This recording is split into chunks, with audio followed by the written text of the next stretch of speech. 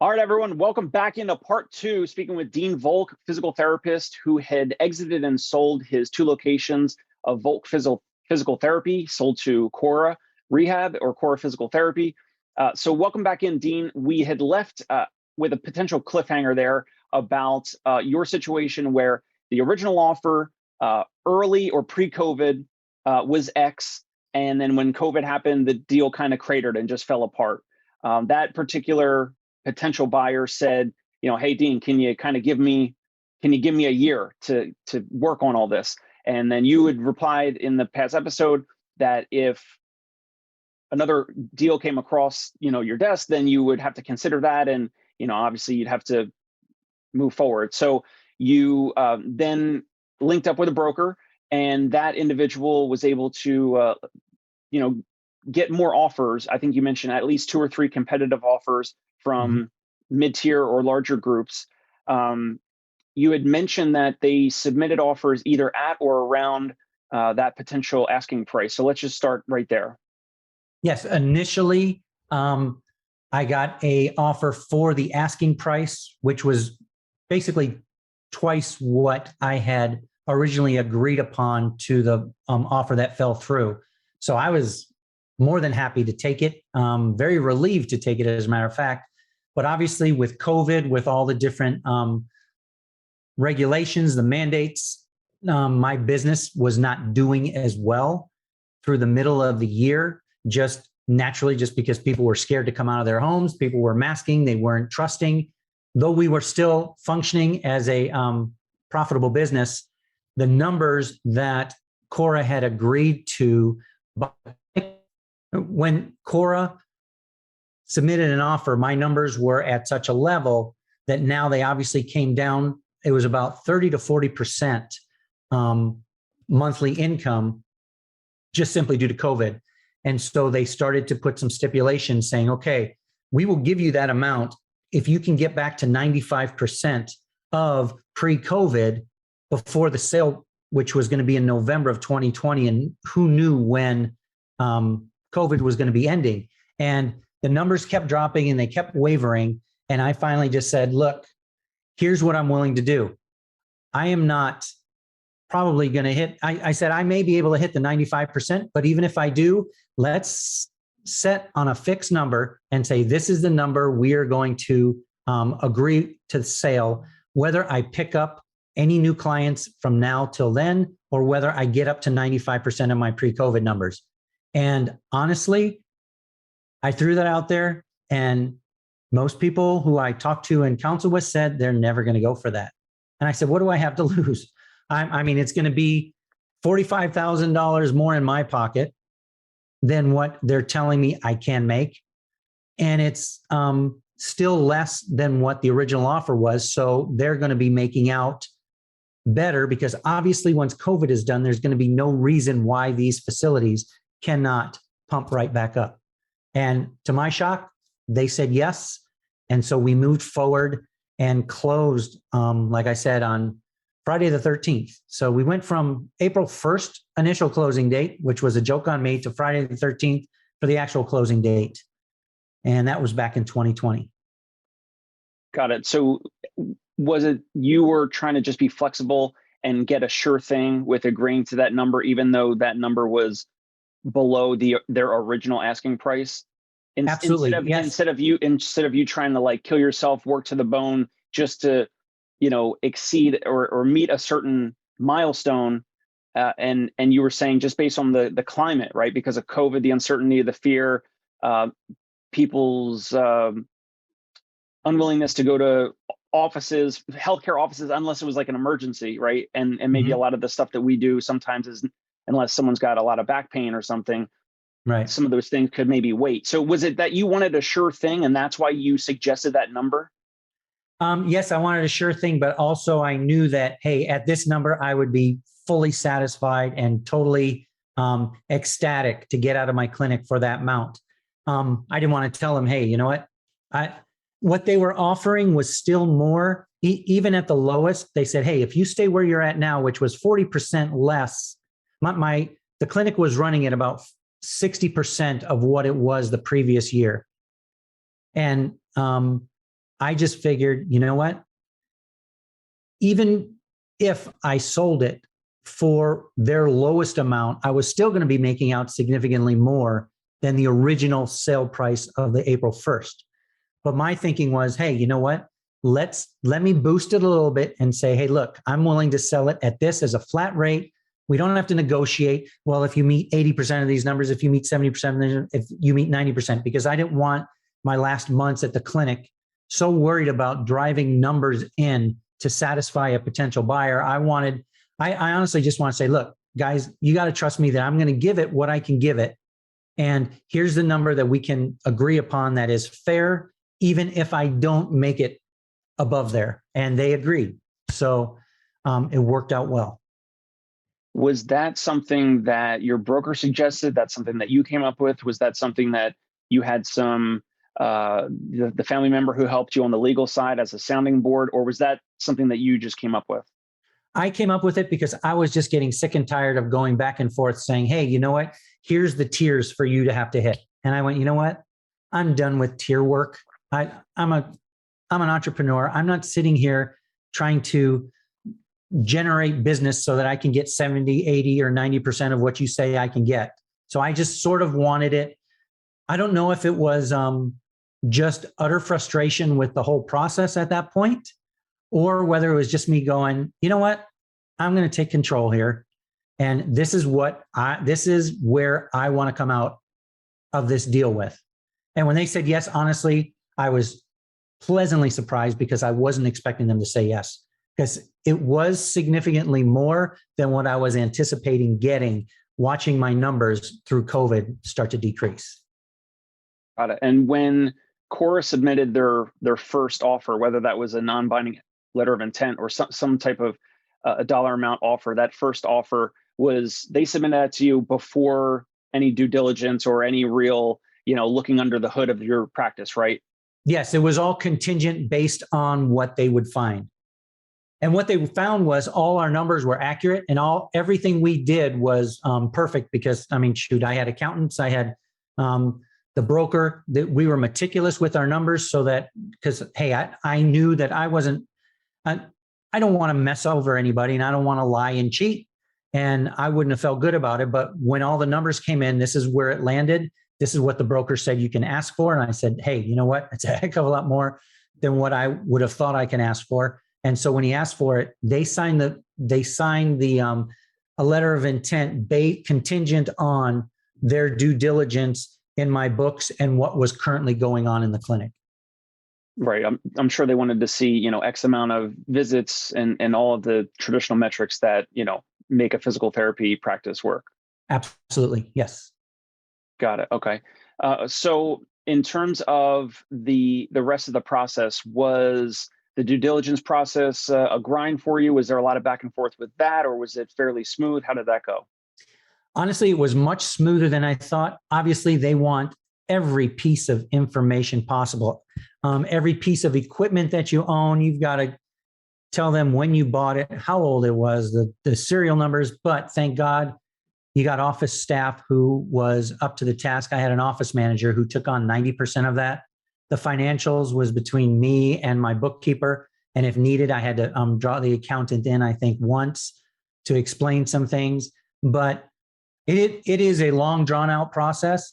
But I just said, look, I want to get this done as fast as possible. And I will be doing as much as humanly possible, as fast as possible for you. So they were quick with all their paperwork because obviously they've acquired many clinics in the past. So they just shot out their paperwork, and I had my office manager, myself, my front office worker, and my bookkeeper fill things out within. I would get paperwork back to them in 48 to 72 hours completed. And I think they were slower in getting back to us than we were to them because I was just so much on board of going, hey, you know what? Let's get this done. And actually having the COVID pandemic at the time kind of helped because the office was a little bit slower than what we were used to. So we had more free time. So got it. So in terms of being motivated, like sometimes when we're speaking to practice owners, we know based on, if we ask like, so if we were to acquire a practice, if we were to move forward, like what would you be doing next? Like, are you looking to stick around for the next 6 to 12 months with us? Are you looking to move, travel, see more of your kids or grandkids, like start a new business, like start the next chapter of your life? It didn't sound like you were somewhere in the middle, or is that just my impression? Like you were somewhat motivated, but it was not like you would have taken a really low ball offer at that point, right? Correct. I was motivated just because it was starting to become, honestly, it was becoming a burden on my marriage, because for 7 years I was commuting most of the time. So I wouldn't suggest living 3.5 hours away from your wife. And it was taking a toll on our lives personally. And knowing that there was debt in the business that had to be paid off, it was just like, all right. And then having the school debt hanging over our heads as well, I was just like going, all right, you know what? If I can get out from underneath this, I know between my online business and my cash business, we will be fine. Actually, I figured we'd be making more money, which we are, than what I was when I was owning these clinics, which was becoming more of a drag on me emotionally, relationally, and financially. So I was very motivated to get out of it, but I wasn't going to not get out of it and have something to show for it, because I had put 15 to 17 years of my life into it. Got it. And I know in the pre-interview, we didn't discuss, you keep mentioning the debt. So I'm not sure, in terms of the practice, was it renovations? Was it line of credit for payroll? Or, I mean, we certainly don't have to discuss it and you don't have to answer as long as you're comfortable with it. But is that something that was a business expense? Maybe you did renovations or an expansion of an office or something? Yeah, it was initially the first line of credit that we took out was for partial payroll. Even though we were making payroll, we never missed a payroll, and we never actually needed the money for it. It was just to give us a boost for some equipment, for some capital upgrades, and then just to have a nice cushion in the bank, which I always like to keep. Sure, got it. And now, in terms of going back to when you went back to them with the number and you said, "Hey, let's just, instead of all these tiers," you went back and offered, "What about this number?" And like, that's it. And you were a little surprised that they took that offer. Like they said yes to that. Yes. What if they had said no, and you still had that, that stair stepper or tiered approach? Would you? It sounds like you probably still would have proceeded with the potential deal, the potential transaction. I mean, I know hindsight's 2020. We're looking back, Yes. A year and a half, 2 years later. If you could put yourself back into that situation, how much of that back and forth do you think you would have kept going and sustained, versus like if they were, pushing back on you, that they really wanted you to, go through that, to hit those numbers, hit those numbers, go through the tiers that they originally had suggested or wanted? That's a great question. I think, if I'm remembering correctly, back then, I had told my wife, "Hey, if they do, I'm not expecting them to take it, but this isn't a deal breaker. It just means that I'm going to have to absolutely bust my tail and do a heck of a lot more than what I'm planning on," because I was starting at that point to build up my online business as well as work my cash practice. So it wasn't that I wasn't giving them my full attention as if I was still the owner, because I was. But it was, I realized, all right, in order to hit those tiers for them, I'm going to have to lay aside some of the online business and some of my cash practice. And I was willing to do it, but I was so hoping I wouldn't have to. And thank God that they agreed to the number that I threw out there. So yeah, no, that was a great question. I had resigned to the fact that, all right, this is going to take its toll until November till I can sell it. And then, because I was selling to a company, they obviously wanted me to stay on until I trained somebody in to transition out. So they said that could take up to 6 months. I said, look, I'm looking to get out of here as fast as possible. I'm not going to submarine you or do anything crazy to the business. But I also had about $60,000 that they still owed me after the closing date to make sure that things ran smoothly and that there wasn't any hiccups along the way. So I knew I was going to have to put in the time. And after that last payment came in, it was only about 2 more weeks that I had to give them. So I worked till early February of 2021. They had started the interview process to replace me before the sale actually went through. I actually had given them 3 or 4 people's names who had wanted to work for me previously and wanted to take over the clinic for the owner who was going to buy it back in April. So I gave them those names, and then they actually wound up hiring a different person, but much quicker than either of those 2 would have done it. So I was grateful. They were honestly great to work with, but as a company, I used to tease them. I go, every time you introduce me to somebody in your company, they're a vice president of something. I said, does anybody have a non-vice presidential job in your company? I mean, working for a big corporate at Cora. Yeah. It was like, oh, this is the vice president of this. This is the vice president. I'm like going, and when they came in and introduced themselves, hi, I'm vice president of this region. I'm vice president. I'm like going, is there anybody who's not a vice president who works in this company? It was unbelievable. But hey, you know what? When you're multi-tiered like that, when you got your in-house counsel, they're huge, and I could see why they need as much as they do, but it takes away from, to me, it takes away from what most people are trying to build in their PT clinics, a family atmosphere, a welcoming atmosphere, and it just becomes corporate. As a matter of fact, I had a person who I considered to be one of the most outstanding office managers in the area. I actually told him, I said, look, you're going to be happy if you can keep this girl happy because she can run this region for you. I guarantee you she can run this region for you. And they were excited, and they had interviewed Donna before, and she was going to stick it out. And halfway through the whole process, she looked at me, she goes, this is starting to get kind of a lot. She goes, they don't have anything in order. I have to tell them what we've done when they ask me for it. I go, I know. I said, that's corporate. I said, but you might be over this whole region. And she goes, I couldn't work for her. She goes, it's just chaos. She is so organized. And I was like, wow. She could have straightened their whole system out. I mean, seriously, that's the type of person she was. But after the sale went through and 2 weeks later, she gave her notice and actually went to go work for a good friend of mine who owns 3 clinics down in the southern part of Charlotte. So, they lost a gold mine just because of all the tears and all the red tape that you have to go through when you get that big. Got it. 2 more questions. One about, you mentioned some like earnout payments. So I want to circle back on that. And then also I want to ask you a question about when you told your employees, because you were asking them to, kind of write up a list of supplies and equipment and VIN numbers. So I want to ask a question also about like when you broke the news, if they knew, maybe only the director knew then, but in terms of, you were saying some amount of money was paid after the transaction. So you had X amount paid at closing and then some as an earnout component. How was that? I mean, obviously without disclosing the dollar amounts, but was it 50-50? Was it 90% at close and then some, a little 10% after that? I'm doing the math in my head. It was about a fifth of it. They paid about 80% right up front.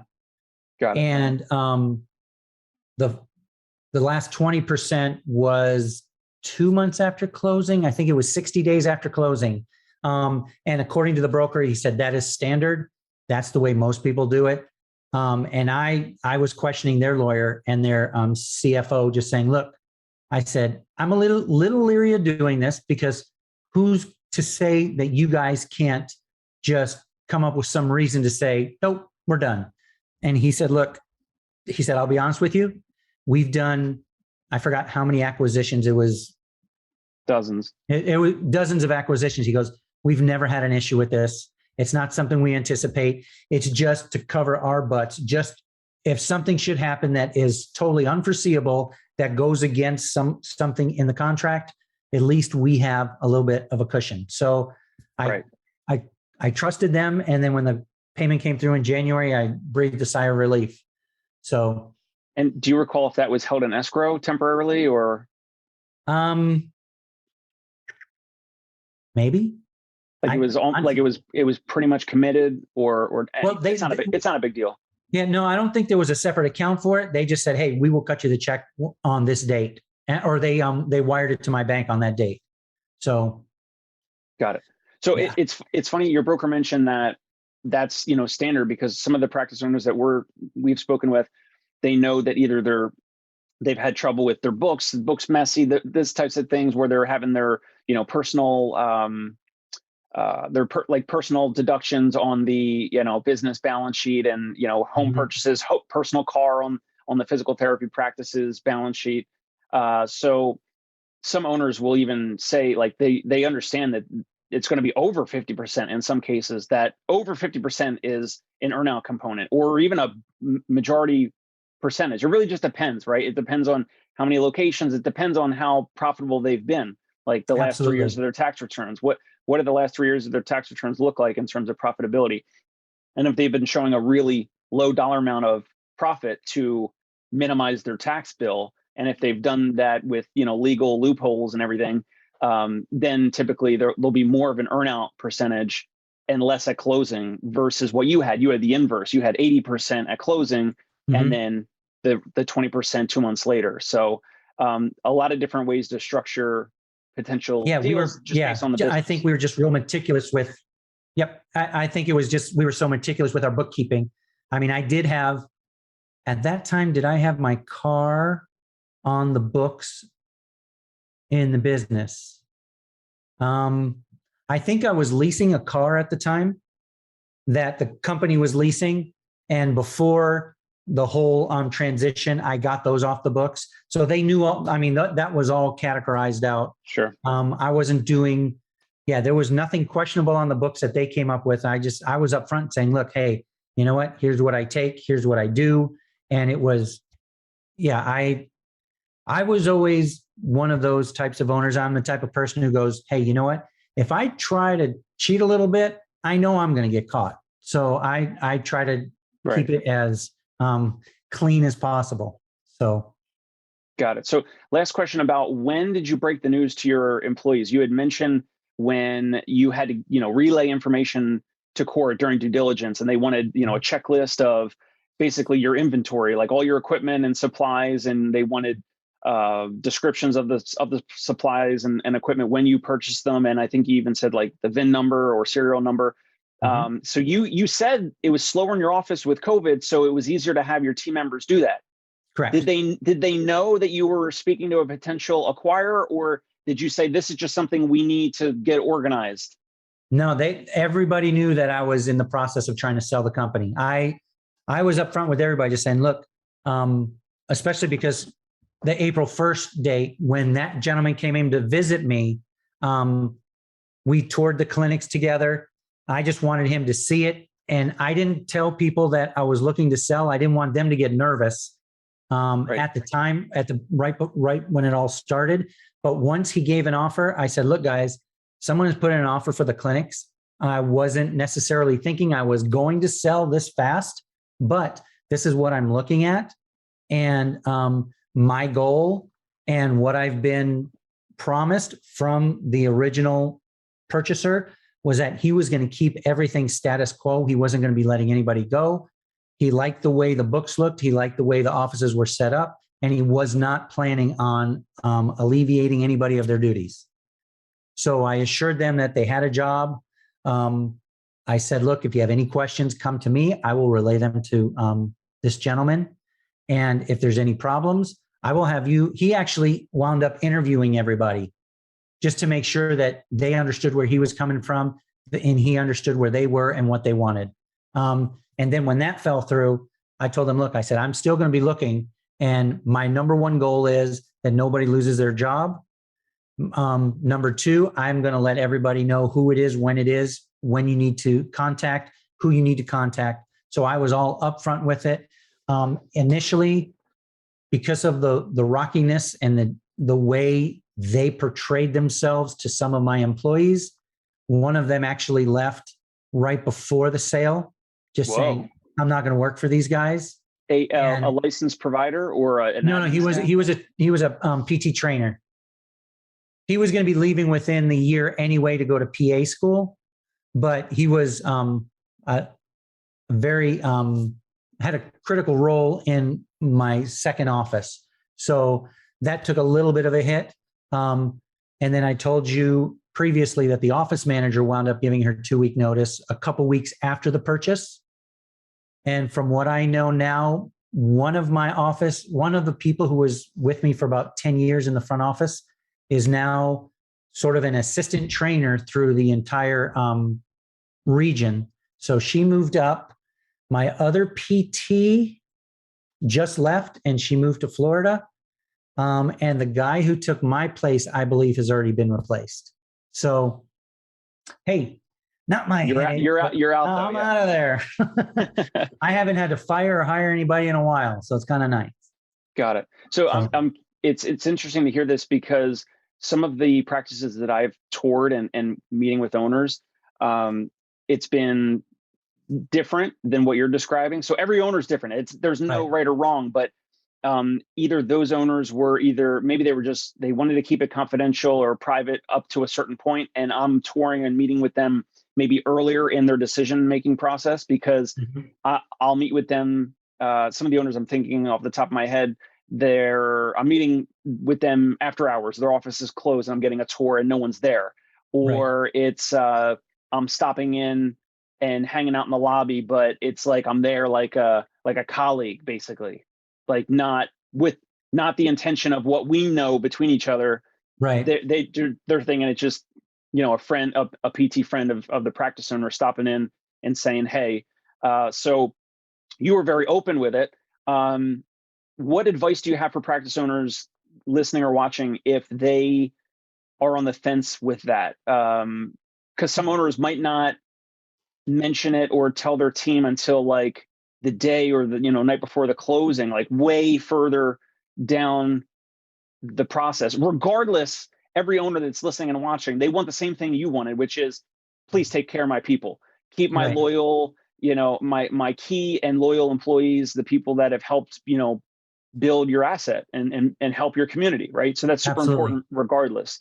If someone's on the fence of hey, when should I mention it to my clinic director? When should I disclose this to my team? What if the deal doesn't happen, the potential acquisition doesn't happen, but you had already told your team members that you're speaking to a potential buyer? Then what? Then they might leave just because might be a shakeup, and then the potential deal doesn't even happen. So if an owner's thinking that, what advice do you have for them? Well, I can just tell you what I did, and the reason I did it the way I did. The first time, the gentleman did come and tour, but I just said, hey, this is a friend of mine from St. Louis. So that's what I did. But once there was an agreement, I let everybody know, just simply because I looked at it this way. If I was working for somebody and busted my tail trying to help business grow, and all this sort of, for lack of a better word, shenanigans going on behind the scenes of them trying to sell without telling me, and I'm busting my butt for them, and I'm told the night before or the day before or the week before that it actually happens, I would feel betrayed. I would feel like, so you couldn't trust me to make a decision for myself or a decision for the best of the company, that you had to go and sort of sneakily do all this stuff. And you know what? It is, as a business owner, it is your right to not have to tell anybody anything until the very last second. Actually, you don't even have to tell them at the last second. You could tell them, by the way, I don't own this place anymore. And that's totally your prerogative. For me, I just felt, hey, the type of person I am and knowing how I would want to be treated, that's how I approached my staff and just said, look, if somebody's going to want to buy this and clean house, it's not going to happen. If they're telling me that they're going to keep the staff, that's a potential buyer. Just so you know, I am not looking to get you guys replaced. I'm not looking for any of you guys to be out on the street when something happens. So that's where I was coming from. But I was also in a place where it wasn't do or die if I sold. So everybody's case is different. But to me, it's like, hey, the more upfront honesty and open relationship I can have with my employees, the better the office is going to run. So I don't want to betray that trust that I hopefully had built.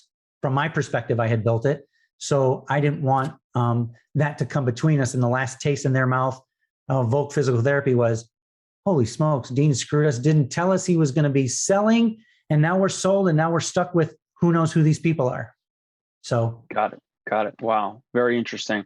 Dean, thank you so much for your time. You've been very generous. I know you're super busy. Let the audience, let any practice owner that's listening, let them know where they can reach you online, the internet, email address. How can they contact you if they want to reach out? Great. And you know what? It was my pleasure to do this with you, Dave, at any time. You guys can reach me at sciaticareliefnow.net, or you can just directly email me at dean@deanvolk.com. And again, it's time for my vanity email. So dean@deanvolk.com. Awesome. Yeah, guys, go ahead and reach out to Dean. He is also doing some PT business coaching. Super just clever, like intuitive individual. Like, and I'm not just saying that because you're here. We met in person in New York City a couple of years ago.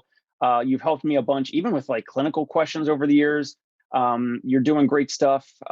You're being too humble. So I want everyone to know that he's actually doing a lot of pretty much virtual and remote coaching and, guidance with his physical therapy knowledge to help people, long-term sciatica sufferers, get out of pain. And it sounds crazy, impossible, and ridiculous, but there's an approach that he's helped kind of curate and use where you can help people get out of pain, help them, show them certain movements and directional preferences to relieve their sciatica.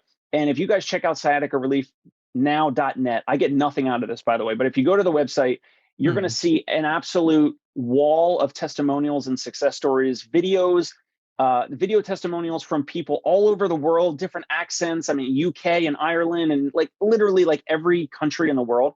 It's so impressive. And I just think, Dean, in terms of like you were and are a physical therapist, practice owner, now you're in this next phase. So it's just really super cool to kind of see like your transition. And again, just really grateful for your time. Thank you. Thank you very much. That means a lot from you, David. I appreciate it. Thank you, guys. Take care, and we'll see everyone on the next episode here on the Dave Kittle Show. Bye now. Hey, it's Dave Kittle. Are you a healthcare business owner or physical therapy practice owner who is looking to figure out your succession plan or exit strategy? We might be able to help. And in fact, we may be interested in acquiring your practice. If you're interested, you can reach out to me.